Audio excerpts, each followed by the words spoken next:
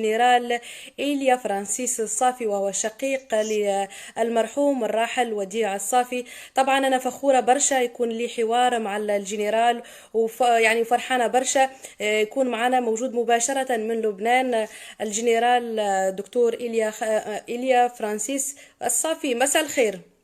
نور، رمضانك كريم. سامعيني؟ ايه أكيد. مسموع؟ ايه أكيد. يطول عمرك ست ريما، أنا بشكرك على المقدمة الجميلة الرائعة.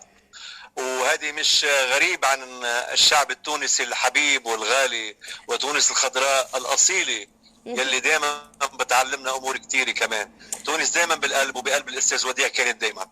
العفو استاذ، انا اللي فرحانه برشا ومتشرفه برشا بوجودك معنا الجنرال والدكتور ايليا. مرحبا بك. يطول بعمرك، أهلا فيك من أرض لبنان الحلوة إلى أرض تونس وقرطاج الغالي على قلبنا. إن نحن بنحس حالنا كأننا شعب واحد نحن وياكم. طبعا.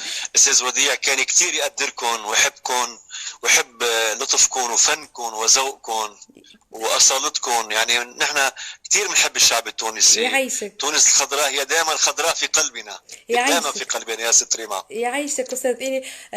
طبعا 7 سنوات مروا على رحيل المرحوم وديع الصافي، الله يرحمه وينعمه. شنو تبقى لك تعيشي. الذكريات اللي تبقات لك من المرحوم؟ الله يرحمه. الله يرحم موتاكم جميعا. الاستاذ وديع حقيقة ست ريما، مهم. صدقيني ما حسينا انه مات وديع. وديع بعده حي بقلوبنا، مهم. بقلوب الشعب اللبناني. مش لاني وانا اخوه نو، ولكن كل الناس بتقلي وديع ما بيموت. وديع باغانيه، وديع بتراثه. هو فنان الوطن والتراث، والتراث العربي وليس اللبناني. وديع غنى كل انواع التراث مهم. العربي، لانه التراث بالنسبه له شيء مقدس. والانسان بلا تراث انسان هجين، ما عنده لا ماضي ولا حاضر ولا مستقبل. التراث هو اهم إيه. شيء في الفن كرساله. نعم ستريما. طيب خلينا الأول، أنتوا لقبكم الأساسي فرانسيس، ولكن وديع صافي. نعم من وين صحيح من وين ستريما. هاللقب هذا؟ نحن من عائله فرانسيس. أها. الاستاذ وديع لصفاوه صوته وجماله وجه مهم. وديع، واسمه وديع.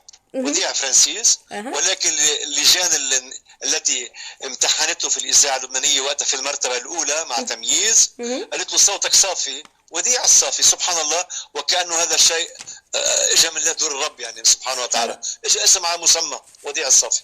يعني بعد التجربة هذه